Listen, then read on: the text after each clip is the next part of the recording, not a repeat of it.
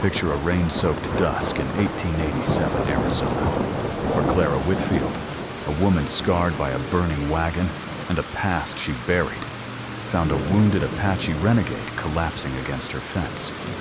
They called her the ghost of the Gila River, living on the edge of nowhere. He was Nantan, hunted as a traitor, his eyes carrying the weight of a brother's betrayal. One choice, to save him, sparked a fire that could burn her world to ash. Would their shared silence forge a home or lead them to a grave? This story's ending has left hearts aching across the frontier. Hit subscribe, share your town in the comments, and stay until dawn. You'll never predict the moment a single kiss rewrote their fate. The rain came soft at first, a whisper against the parched earth of the Gila River's shallow bend, Arizona territory, autumn 1887. Clara Whitfield drove a hammer against a splintered fence post, her calloused hand steady despite the chill creeping through her worn cotton dress. 3 years ago, she'd lain beneath a burning wagon, smoke choking her lungs, her parents' screams fading into the night. Now, this patch of dust and mesquite was all she had, her fortress, her prison. The townsfolk in Benson called her the ghost of the Gila, a woman who lived but didn't belong. She preferred it that way. People brought trouble. The hammer paused mid-swing. A shadow moved near the fence line, staggering, then collapsing into the mud. Clara's pulse quickened. She dropped the hammer, grabbed the Winchester leaning against a post, and crept forward, boots sinking into the wet earth. The figure was a man, sprawled face down, one hand clutching a blood-soaked thigh. A long knife glinted at his belt, half drawn, as if he'd fought to his last breath. His braids, black and slick with rain, splayed across the ground, a single bead catching the fading light. She nudged his shoulder with the rifle's barrel. No movement. Alive or dead, he was trouble. But leaving him to the coyotes felt wrong, like spitting on her father's grave. Clara slung the rifle over her shoulder, gripped his arms, and dragged him toward the old shed, his weight heavy as a felled oak. Blood trailed in the dirt, mixing with the rain. Inside, she bound his wound with a torn flour sack, tight enough to slow the bleeding, but not enough to trust. She tied his ankles to a post with raw hide, locked the shed, and retreated to her cabin, the rifle across her lap. Sleep didn't come. The wind howled, and every creak of the roof was a footstep. Dawn broke, gray and sharp. Clara approached the shed, rifle in hand, her breath visible in the cold. The man was awake, propped against the wall, dark eyes tracking her like a hawk. His face was all angles, high cheekbones, a jaw carved from stone, no hint of fear, only wariness. "You didn't kill me," he said, voice low, rough as gravel. "Didn't save you yet either," Clara replied, keeping the rifle steady. "Who are you?" "Nantan." He shifted, wincing. "Apache. Scout once. Now just a man bleeding on your floor." Her gut twisted. Apache meant trouble. Raids, bounties, whispers of betrayal. But his eyes held no lie, only the kind of exhaustion she'd seen in her own reflection. "Why'd you come here?" "Didn't. Fell here." He nodded toward his leg. "Shot 2 days back. Kept moving till I couldn't." Clara studied him. The army hunted men like him, and sheltering one could bring a noose. But he hadn't reached for the knife, hadn't begged. She set a tin cup of water and a heel of cornbread within his reach. "Eat. Don't make me regret this." He nodded, slow, deliberate, and took the bread with hand steady despite the pain. Clara backed out, locking the door. Her mind raced. Benson was a day's ride, too far to fetch help without leaving the homestead open. And help meant questions. Questions she'd spent 3 years avoiding. By noon, the rain had stopped, leaving the air heavy with the scent of wet sage. Clara returned to the shed, rifle still in hand. Nantan had eaten, the cup empty. You tied a good knot, he said, glancing at the rawhide. Won't hold forever. It'll hold till I decide. She crouched, keeping distance. You a killer? Some say so. His gaze didn't waver. Truth's messier. You? She snorted. Not yet. But her hands tightened on the rifle, remembering the night she'd clutched a charred book as her world burned. What's an Apache scout want with a place like this? Nothing. Just a fire to sit by. He paused. I can work. Fix that roof you got leaking. Clara's eyes narrowed. The cabin's roof sagged, letting in water with every storm. She'd patched it alone, but the work was slow and winter was coming. Work doesn't mean trust, she said. Don't need trust, just a trade. His voice was steady, like a man who'd bartered his life before. She stood, decision made, though her stomach knotted. You try anything. I'll bury you where you lie. She cut the rawhide, leaving his hands free, but his leg still bound. He didn't move, just watched her, as if testing the air between them. That afternoon, Nantan dragged himself to the cabin's edge, a hammer and a plank in hand. He worked slowly, wincing with each swing, but the roof's gaps began to close. Clara watched from the porch, rifle across her knees. He didn't look at her, didn't speak, just worked, his braid swinging with each motion. The silence wasn't empty. It was heavy, like the moment before a storm breaks. As the sun dipped low, painting the horizon red, Clara brought him a bowl of beans. He took it, nodding thanks, and ate with the same care he'd shown the bread. You're always this quiet, she asked, surprising herself. Words don't fix much, he said, setting the bowl down. Work does. She didn't answer, but something shifted, like a crack in the wall she'd built. The Gila River murmured nearby, its waters rising with the season's first rains. Clara looked at Nantan, his silhouette sharp against the dusk, and wondered if she'd just invited a storm into her life, or something else entirely. The Gila River's murmur faded as night cloaked the Arizona territory, autumn 1887. Clara Whitfield sat on her cabin's porch, the rifle across her knees, its weight a cold comfort. Nantan's silhouette had vanished into the shed, but his presence lingered like the scent of rain-soaked sage.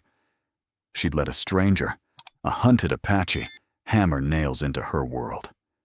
Foolish, maybe, but the roof didn't leak anymore. Still, trust was a luxury she couldn't afford, not when the desert taught her that every shadow hid teeth. Inside, the cabin glowed faintly, a single lamp casting jagged shadows across the plank walls. Clara bolted the door, her fingers brushing the charred edge of a book on the shelf, her mother's last gift, half burned from that night of smoke and screams. She pushed the memory down, focusing on the present. Nantan's knife, glinting at his belt, hadn't moved toward her. Yet. She'd sleep with one eye open. Dawn cracked the horizon, spilling light over the mesquite. Clara found Nantan already at work, dragging a spade toward the dry well at the homestead's edge. His limp was pronounced, the bandage on his thigh dark with strain, but he moved with purpose, each motion spare and deliberate. She approached, rifle slung over her shoulder. You're up early for a man half dead. Dead men don't dig, he said, not looking up. The spade bit into the earth, loosening dirt baked hard by years of sun. Your wells is too shallow, won't last the winter. Clara bristled. She'd managed alone since the wagon burned, coaxing life from this stubborn land. But the well's yield had dwindled, and she knew it. You're not here to rearrange my homestead. He paused, leaning on the spade, his dark eyes meeting hers. You kept me breathing. I pay my debts. She held his gaze, searching for deceit. None. Just a man who worked like he was running out of time. Fine, she said. Dig. But I'm watching. days bled into a rhythm. Nantan deepened the well, braced the sagging fence, and wove mesquite branches into a barrier against coyotes. Clara tended her chores, mending feed sacks, salting meat, but her eyes never strayed far from him. He kept his distance, stopping a pace away when they spoke, as if he sensed the invisible line she'd drawn. At night, they sat across the cabin's table, a fire crackling in the hearth. He spoke little, but when he did, his words carried weight. "My brother trusted a soldier's promise," he said one evening, staring into the flames. "Died in a canyon, hands empty." Clara's throat tightened. "My pa trusted a trail guide. Got us ambushed." She traced a scar on her palm, a jagged reminder of crawling through ash. "Trust gets you killed." Nantan nodded, the firelight catching the bead in his braid. "Or keeps you alive. Depends on the trade." She didn't answer, but the words stuck, like grit in a wound. The fire popped, and the silence stretched, heavy with unspoken truths. On the 5th day, trouble rode in. The sun hung low, painting the sky blood red, when hoofbeats thundered up the trail. Clara stepped onto the porch, rifle in hand, as 4 riders reined in at the gate. Dust curled around their horses, their faces hard under wide-brimmed hats. The leader, a wiry man with a scar across his cheek, spat into the dirt. "Clara Whitfield," he said, voice sharp as a blade. "Heard you're keeping company." Her grip tightened. "Just me here, Cullen." His eyes narrowed, flicking to Nantan, who stood by the well, spade still in hand. "That ain't no Mexican hand."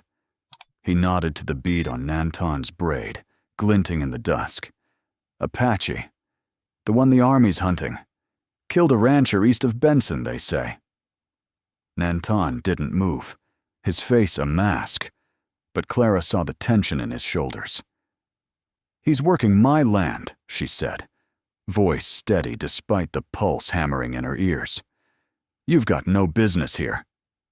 Cullen leaned forward, his horse snorting. "Sheltering a renegade's a hanging offense, woman. Hand him over, or we'll take him ourselves."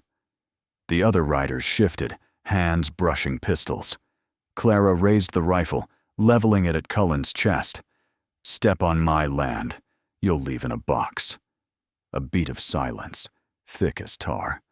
Then Cullen laughed, cold and sharp. "You're digging your own grave, Whitfield. We'll be back." He jerked the reins, and the riders wheeled away, dust trailing like a storm cloud. Clara lowered the rifle, her hands shaking. Nantan approached, his limp more pronounced in the fading light. "You didn't have to do that," he said, voice low. "Didn't do it for you," she snapped, but her eyes lingered on the horizon, where the riders had vanished. The lie tasted bitter. She'd crossed a line, and there was no going back. The Gila River whispered behind them, its waters rising, as if the land itself knew a reckoning was coming. The dust from Cullen's riders hung in the air, a fading scar across the Arizona Territory's dusk, autumn 1887. Clara Whitfield stood rooted on her porch, the rifle's weight heavy in her hands, her lie to the militia bitter on her tongue. She'd claimed Nantan was hers to protect, but the truth was murkier. She'd staked her life on a man she barely knew. The Gila River's whisper grew louder, swollen with early rains, as if urging her to run. Night fell like a blade. Clara bolted the cabin door, her eyes darting to the shed where Nantan bedded down. "They'll be back," she said, voice low, when he stepped inside for a bowl of stew. The firelight carved his face sharply, the bead in his braid glinting like a warning. "Then I'll be gone," Nantan replied, spoon pausing mid-air. "No sense dragging you into my fight." She shook her head, the words spilling before she could stop them. "You leave. They'll burn this place anyway. I'm in it now." Her scar-etched palm clenched, a reminder of the last time she'd run. Not again. He studied her, eyes dark as the river's depths. Your choice, Whitfield. Hope it's worth it. The air crackled with unspoken stakes. Clara turned away, banking the fire, but sleep eluded her. The militia's threat wasn't just words, it was a noose tightening. By midnight, the sky split open, rain hammering the roof like gunfire. A sharp crack of thunder shook the walls, and Nantan burst in, soaked, his limp stark. Horses are spooked. We gotta move. Now. Clara grabbed her coat, heart pounding. Move where? This is my land. Not tonight it ain't. He tossed her a burlap sack. Pack what you can carry. They ride in this. We're done. She stuffed jerky, a flint, and her mother's half-burned book into the sack, the rifle slung over her shoulder. The rain stung like needles as they slipped into the dark, the Gila roaring beside them. Nantan led, his silhouette a shadow against the storm, guiding her down a narrow trail to a rocky overhang carved into the riverbank. The crevice was tight, barely sheltering them from the deluge, but it hid them from eyes on the trail.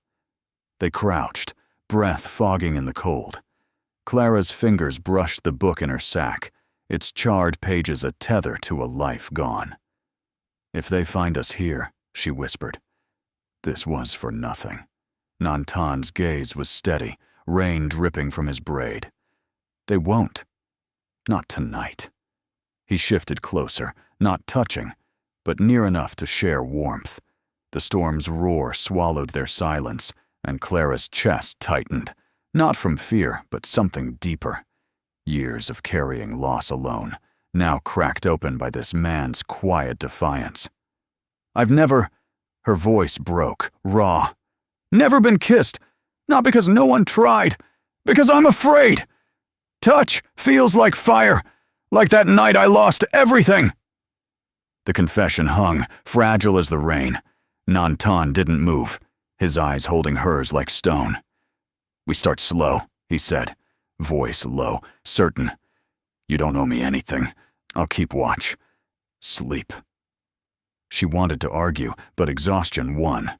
Clara curled against the rock, the book pressed to her chest, and for the first time since the wagon burned, she slept without dreaming of smoke. Nantan sat awake, his knife within reach, the storm his only companion. Dawn crept in, gray and sodden. The rain had eased, leaving the riverbank slick with mud. Clara stirred, her neck stiff, and found Nantan still there, eyes scanning the trail. We need to see what's left, he said, standing with a wince. The homestead was a ghost of itself. The cabin's roof sagged, scorched where embers had caught. The shed was ash, and Clara's garden lay trampled, the militia's spite carved into the earth. Her mother's book, spared only by the sack, felt heavier now. They took it all, she said, voice flat, but her hands shook. Nantan kicked a charred plank aside. Not all. Ground's still yours. We rebuild. She met his gaze, anger flaring. Rebuild for what? They'll come again. For you, he said simply. You didn't run. That's worth something. Clara's throat burned. She'd lost everything once, and now again. But Nantan's words echoed her own stubborn heart. If this story of grit and defiance pulls you in, hit subscribe. It's your support that keeps these tales alive. Tell us your town in the comments. We're building something here, just like Clara and Nantan. They turned to the wreckage, hands already moving, knowing the militia's shadow loomed. The Gila flowed on, its waters muddy with secrets, as they began to salvage what the storm hadn't claimed. The Gila's muddy waters churned under a sky bruised with winter's approach, late autumn 1887. Clara Whitfield knelt amid the wreckage of her homestead, salvaging nails from charred planks, her hands raw from digging through ash. Nantan worked beside her, his breath visible in the chill, piecing together a frame for a new shed. The militia's fire had taken her garden, her shelter, but not her ground. She clung to that. even as the horizon felt like a closing jaw. Winter's first bite came early, the air sharp as a blade against Clara's knuckles. They rebuilt with what the land offered: mesquite poles, river clay, scraps of tin scavenged from the trail.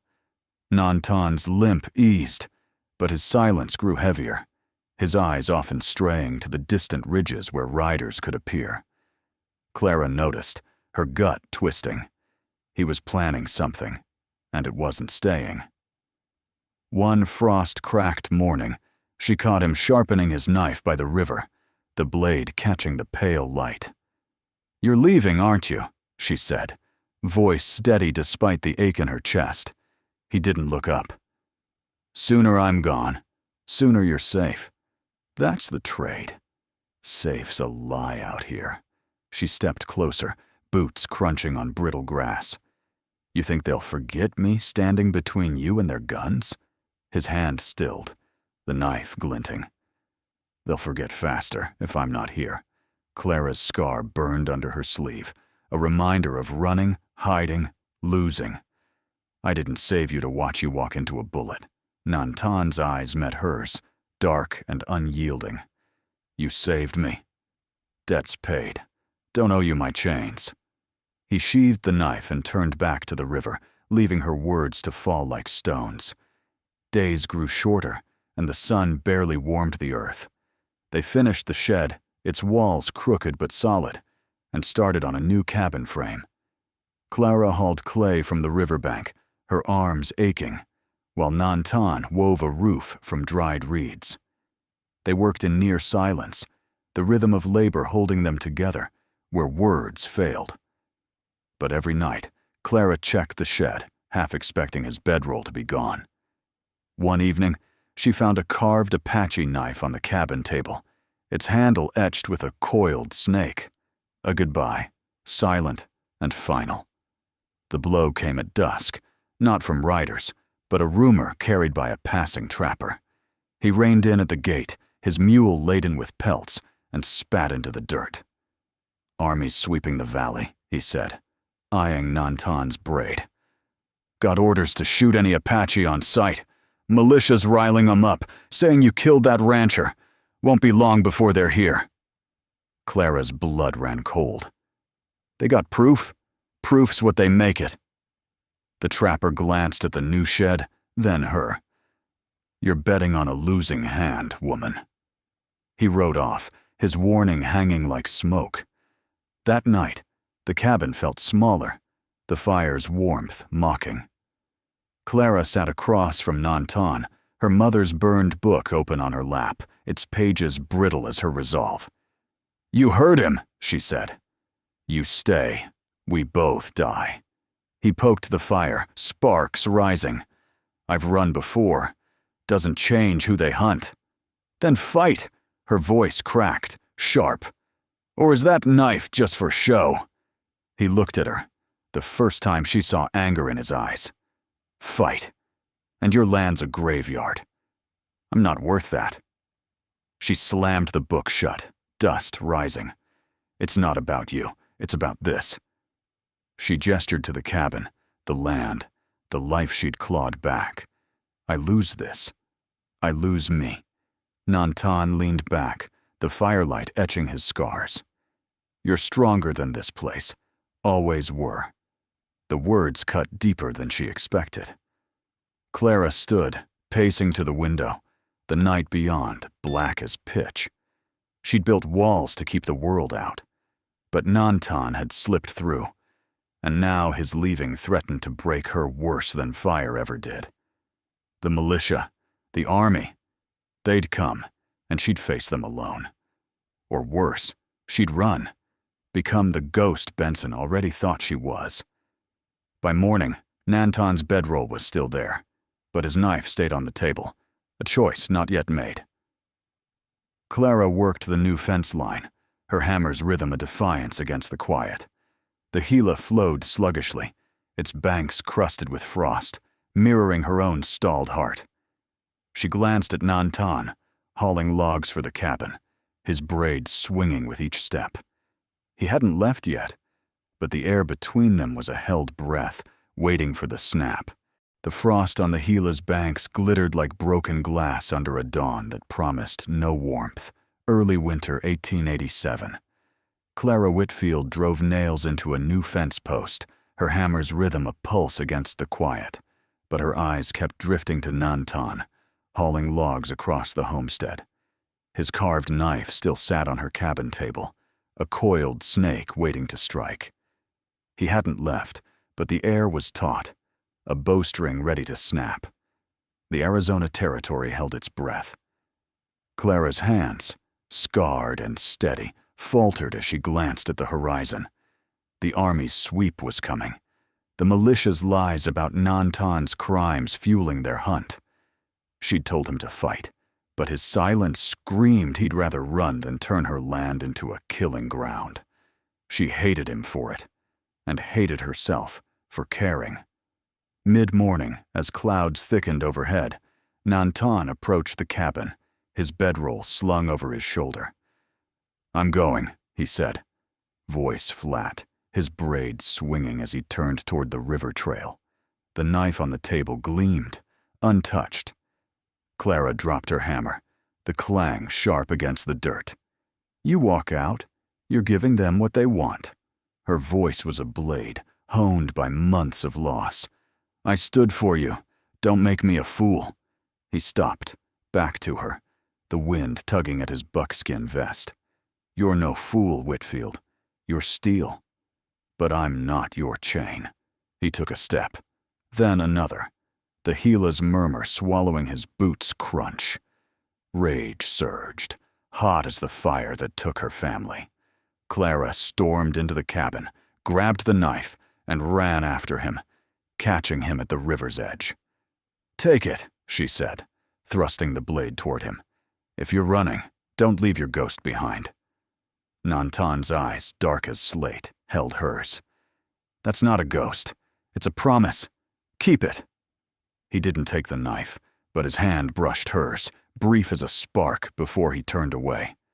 She gripped the handle, its snake carving biting her palm. "I'm not running," she called, voice cracking the morning's hush. "This land's mine. I'm staying. With or without you." He paused, half turning, the river's light catching his scars. "Then make it count." He walked on, disappearing into the mesquite, leaving Clara alone with the knife and a choice sharper than its edge. She returned to the homestead, the knife heavy in her hand. The cabin frame stood half-finished, the shed a defiant shadow against the sky. She wouldn't run. Not from the militia, the army, or the ghost of her own fear. By noon, she'd carved a sign from a salvaged plank. Water, bread, rest for those with no ill will. She hung it at the gate, its words a challenge to the valley. Let them come. Days passed, the air growing colder, the Gila sluggish under ice. Clara worked alone, roofing the cabin with scavenged tin, her breath clouding as she hammered. The army didn't come, nor the militia. Rumors said they'd moved north, chasing shadows. But Nantan didn't return either. The knife stayed on her table, a silent anchor. One evening, as the sun bled red across the ridges, hoofbeats broke the quiet. Clara grabbed her rifle, heart hammering, but it was a single rider, a trader, his mule laden with blankets. "Heard you're open to travelers," he said, nodding at the sign. "Got coffee?" She lowered the rifle, nodding. "Got beans, too." He paid with a sack of flour, no questions asked. Word spread. A trapper came, then a prospector, each taking water, leaving small trades. Clara's homestead became a waypoint, its sign a quiet rebellion against Benson's scorn. Weeks later, under a moon sharp as a blade, Clara sat by the fire, the knife in her hands. Footsteps crunched outside. She stood, rifle ready, but the door creaked open, and Nantan stepped in, his braid dusted with frost. "Thought you were gone," she said, voice steady, though her pulse raced. "Was," he said.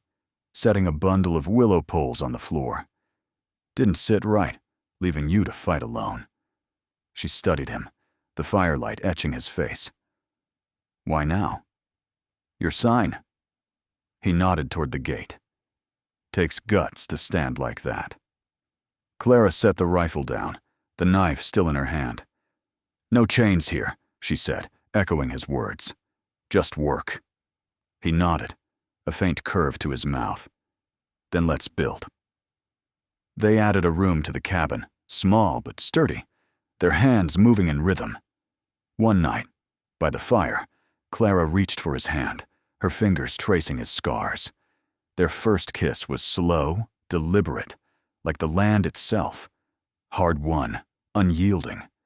The Gila flowed on, its ice cracking under spring's first thaw, as Clara and Nantan anchored their lives, not to promises, but to the ground they'd claimed together. This tale of Clara and Nantan, carved from the Gila's dust, ends with a kiss that defied a brutal land. What did their choice to stay mean to you? Drop your thoughts below. Did Clara's sign change the West's heart, or just her own? I'm grateful you rode this trail with me. Your presence keeps these stories alive. Let's meet again by the next fire. If you're curious how their homestead fares in the next spring, tell me in the comments.